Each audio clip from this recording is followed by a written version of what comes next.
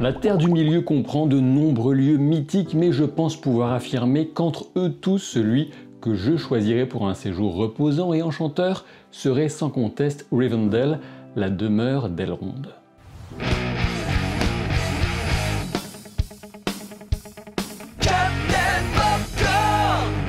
Au fil de cette vidéo, je vous parlerai justement de la vie incroyable et souvent tragique de cet illustre personnage, l'un des plus importants de l'histoire de la Terre du Milieu. La meilleure façon de se plonger dans le plus célèbre et sans doute le plus abouti de tous les mondes persistants, à savoir la Terre du Milieu, c'est bien sûr de lire, relire ou même écouter les récits de J.R.R. Tolkien. Pour cela et pour soutenir la chaîne également, le mieux c'est de passer par Nextory, une application pour smartphone et un site internet. Vous y trouverez de nombreux livres du maître, notamment en version audio, particulièrement pratique et agréable. En passant par le lien accessible en description de la vidéo et en commentaire épinglé, vous bénéficierez de 45 jours d'essai gratuit contre 14 habituellement. Sachant que Nextory vous donne accès à des e-books dans des thématiques très variées, à des bandes dessinées à volonté dont certaines me font sérieusement de l'œil actuellement, avec toute la créativité de ce médium. Évidemment, vous avez également les livres audio, une bonne occasion de se lancer dans les livres à l'origine de la série The Expanse, par exemple, ou encore d'enfin découvrir Dune. Plus vous serez nombreuses et nombreux à essayer et plus vous soutiendrez tout mon travail ici sur la chaîne. Merci d'avance à vous et merci à Nextory d'être sponsor de cette vidéo.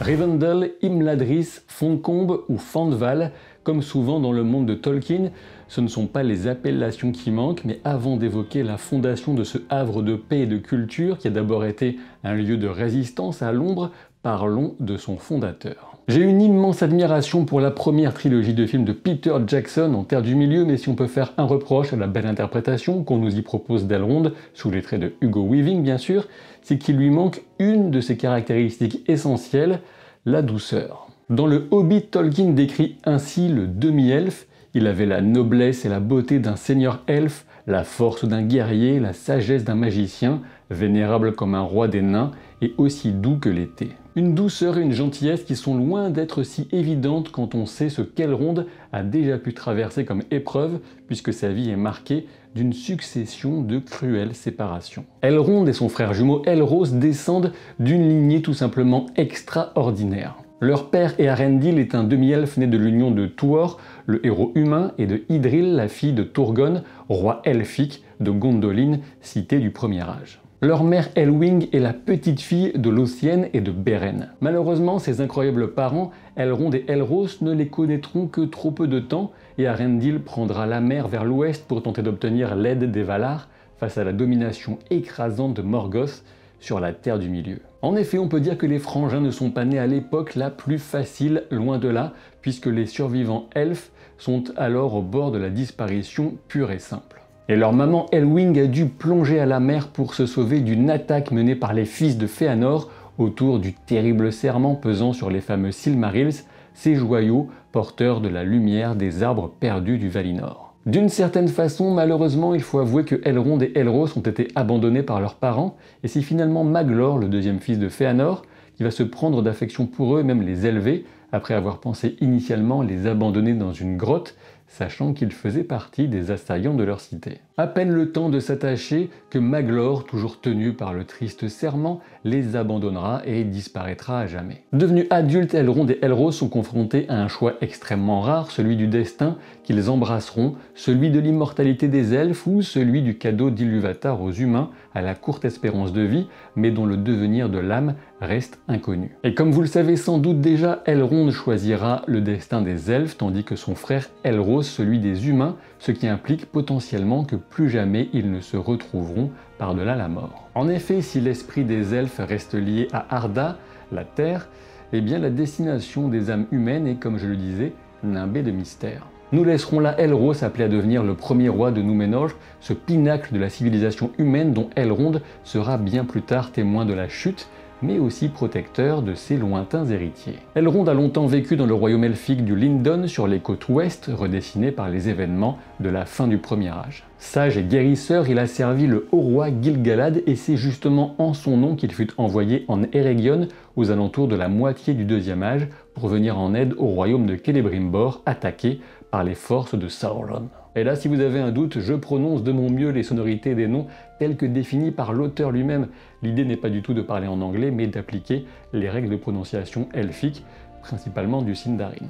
Ce passage est essentiel puisque c'est en devant se replier face aux forces trop considérables de l'armée ennemie qu'Elrond et ses troupes se dirigeront vers le nord, dans une vallée cachée le long de la rivière Bruinen, là où se tiendra ensuite Imladris. Et ce repli est rendu possible par l'aide des troupes naines sorties de Khazad-dûm, ce qui ne fait que souligner encore les bonnes relations qu'Elrond a presque toujours entretenues avec les Naugrim, les nains. À partir de sa fondation, peu après 1695 du Deuxième Âge, Imladris devint le seul refuge en Eriador, tout le reste de la région étant tombé aux mains de Sauron. Ce n'est que l'arrivée du roi Gil-galad à la tête de ses vaillantes troupes qui permit enfin de libérer Rivendell du siège qu'il subissait depuis des années. Fait généralement moins connu, c'est à cette époque, aux alentours de l'an 1701 du Deuxième Âge, que se tint le premier Conseil Blanc. On n'en connaît pas les membres avec certitude, mais on peut sans doute parier sur Gil-galad, le haut roi bien sûr, Elrond, son héros,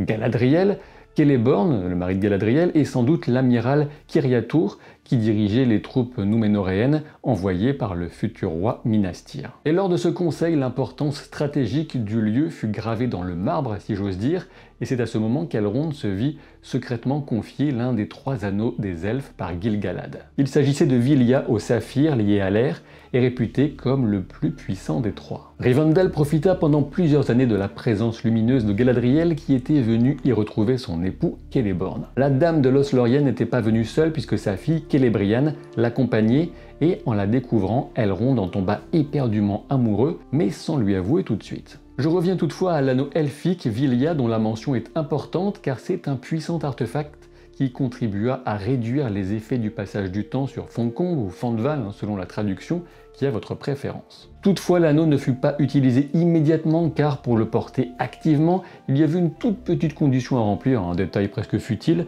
à savoir la défaite de Sauron qui détenait alors encore son fameux anneau unique. Justement, Elrond fut non seulement un témoin mais aussi un acteur important de la guerre de la dernière alliance qui marqua la fin du Deuxième Âge. Héros de Gil-galad, il assista à l'incroyable et tragique combat d'Elendil et Gil-galad contre Sauron en personne tandis que Isildur trancha les doigts de l'ennemi qui fut vaincu in extremis. Avec Círdan, le charpentier de navire, Elrond tenta bien sûr de convaincre Isildur de détruire l'anneau une fois pour toutes, mais vous savez quel funeste choix fut celui du Núménoréen. Avec la mort d'Isildur, qui survint peu de temps après, Elrond devint gardien non seulement du savoir de ces événements, mais cet héritage allait bien au-delà du symbole puisqu'Elrond participa aussi à élever Valandil, le dernier survivant des fils d'Isildur. Cette tradition de refuge des descendants de Núménor à Imladris devait se poursuivre par la suite, mais on y reviendra au Troisième Âge. On peut supposer avec une certaine confiance que la meilleure période de la vie d'Elrond a couvert une petite moitié du Troisième Âge, jusqu'aux environs de 1400. En effet, c'est en l'an 109 qu'Elrond et Celebriane vont se marier, soit 1800 ans après leur première rencontre. Alors je vous dis 1800 ans, c'est une approximation, mais je pense qu'à ce niveau-là, Elrond, il n'était plus à quelques mois près de célibat. Galadriel devient donc la belle-mère d'Elrond alors qu'il la connaît depuis des millénaires, et de son union avec Celebriane naquirent d'abord Eladan et Elrohir en 130, puis Arwen en 241. Pas de grands événements notables pour Elrond ou Foncombe durant les 11 siècles suivant la naissance d'Arwen. On sait que des voyages étaient entrepris entre Imladris et la Lothlórienne, où Arwen allait parfois passer du temps avec Galadriel, sa grand-mère. Galadriel offrit notamment à Arwen la pierre elfe Elessar qui porte le même nom qu'un autre joyau du Premier Âge qui fut emporté par Eärendil, le père d'Elrond. Cette longue période de félicité fut mise en péril par la montée en puissance d'Angmar, un royaume fondé au nord par le roi sorcier, le premier des Nazgûl, ces terribles serviteurs de Sauron. Et il advint que les armées d'Angmar s'enhardirent au point même de lancer un siège contre Rivendell. Ce siège fut finalement brisé et, avec des troupes de Lothlórien, mais surtout du Lindon, la puissance d'Angmar fut repoussée au moins un temps. Malheureusement, le roi sorcier parvint à faire chuter le royaume humain d'Arnor, dont Elrond récupéra les grands symboles de gloire, à savoir le sceptre d'Anúminas et l'anneau de Barahir. Enfin, les morceaux de Narsil, l'épée brisée d'Elendil, durant le combat contre Sauron, rejoignit aussi les trésors conservés à Imladris, attendant celui qui pourrait enfin les brandir à nouveau.